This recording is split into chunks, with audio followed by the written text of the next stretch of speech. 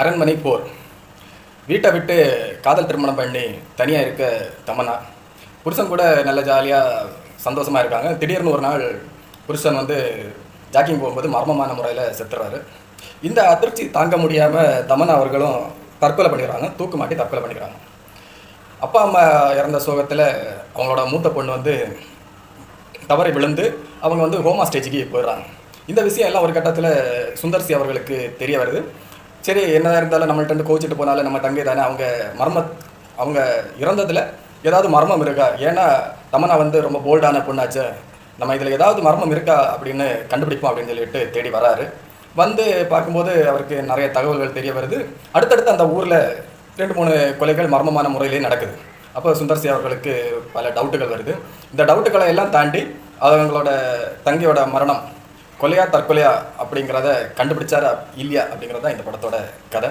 இந்த படம் 2024 முதல் பிளாக் பஸ்டர் படம். ஏன்னா இந்த படம் அரண்மனை சீரீஸ்லேயே இந்த படம் ரொம்ப நல்ல படம். ரொம்ப நல்ல படம்னா ரொம்ப நல்ல படம். இந்த படத்தோட சிஜி ஒர்க்காக இருக்கட்டும், ஆர்ட் ஒர்க்காக இருக்கட்டும், இசையாக இருக்கட்டும், ஹிப்ஹாப் தமிழாவோட இசையாக இருக்கட்டும், ரொம்ப அருமையாக இருக்குது. படத்தோட ஃபர்ஸ்ட் ஹாஃப் பார்த்தீங்கன்னா ரொம்ப வேகமாக போகும். படம் ஆரம்பிக்கிறதும் தெரியாது, முடிகிறதும் தெரியாது. செகண்ட் ஹாஃப் பார்த்தீங்கன்னா முதல்ல கொஞ்சம் தடுமாறினாலும் கடைசியில் ஒரு 40 நிமிஷம் அப்படியே மிரள வச்சுருக்காங்க. கடைசி 40 நிமிஷத்தில் இருக்கிற ஃபைட்டாக இருக்கட்டும், சாங்காக இருக்கட்டும், ஒரு பாடல் வரும், அந்த பாடலாக இருக்கட்டும், காமெடியாக இருக்கட்டும், கடைசி ஒரு 40 நிமிஷம் பிச்சு உதறி இருக்காங்க அப்படின்னு தான் சொல்லணும். முதல்ல சொன்ன மாதிரி தான் 2024 முதல் பிளாக் பஸ்டர் படம்.